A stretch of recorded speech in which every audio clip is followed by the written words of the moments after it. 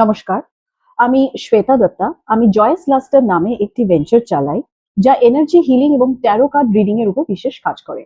আমি জ্যোতিষ শাস্ত্র এবং সংখ্যা তত্ত্বেরও একজন শিক্ষার্থী এবং ট্যারো রিডিং ও জ্যোতিষ শাস্ত্রের মাধ্যমে মানুষের জীবনের সংকটের সময় তাদের সাহায্য করে থাকি এবং যেখানে প্রয়োজন সেখানে রেইকি হিলিং এর জন্য পরামর্শ দিয়ে থাকি। আপনি যদি আপনার জন্য পেইড রিডিং বা পরামর্শ নিতে চান তবে আমার সাথে যোগাযোগ করতে পারেন।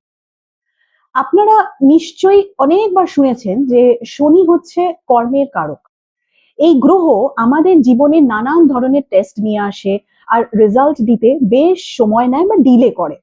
কিন্তু শনি শুধু যে হাউস বা যে ঘরে আপনার হরোস্কোপে বসে রয়েছে তার মধ্যেই কিন্তু সীমিত থাকে না। আজ আমরা কথা বলবো শনির দৃষ্টি নিয়ে বা আসপেক্ট নিয়ে। একটা ইন্টারেস্টিং জিনিস হলো জ্যোতিষ শাস্ত্রে যে শনি যেখানে বসে থাকে শুধু সেই ঘরে বা হাউসেই নয়, শনি যেই সব হাউসে দৃষ্টি দেয় সেই সমস্ত হাউসেও তার ইম্প্যাক্ট আমাদের জীবনে খুব ভালো করে বোঝায়।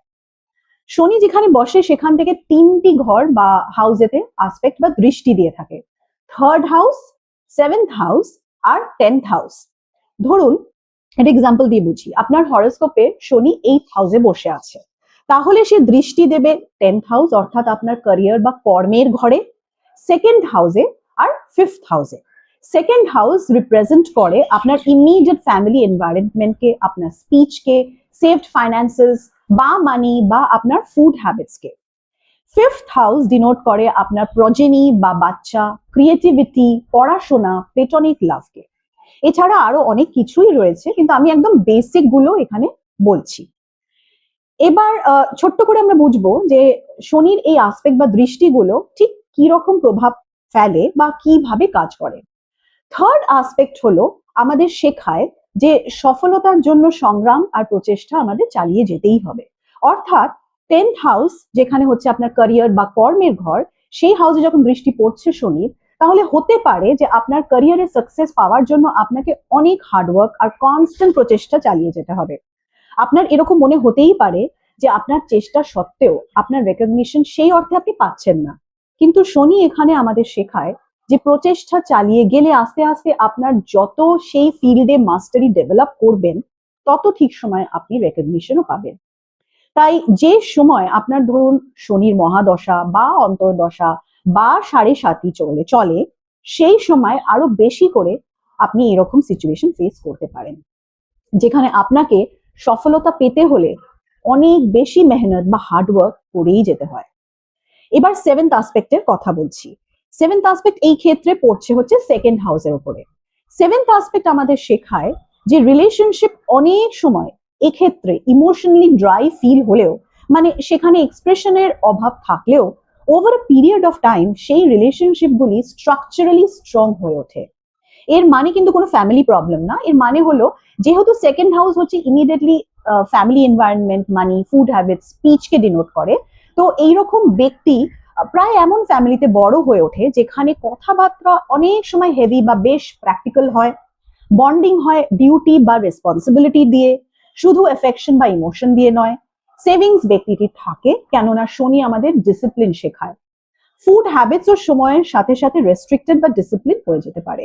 যত আপনি আপনার ফুড হ্যাবিটসকে নিয়ন্ত্রণ করবেন, জাঙ্ক ফুড কম খাবেন, টাইমে খাবার দাবার খাবেন, তত আপনার শরীর সুস্থ বা ভালো থাকবে। স্পিচ এখানে কন্ট্রোলড হয়ে যায়, কখনো সাপ্রেসড, কখনো হার্শও হতে পারে। আর যেহেতু শনি এক্ষেত্রে মেইন বসে রয়েছে হচ্ছে 8th হাউসে, 8th হাউস হচ্ছে ট্রান্সফরমেশনের ঘর, ডেথের ঘর, সিক্রেটের ঘর, তাই এই সময় সবকিছু ব্যক্তিটি ভিতরে ফিল করে, বাইরে সবসময় সে প্রকাশ করে উঠতে পারে না।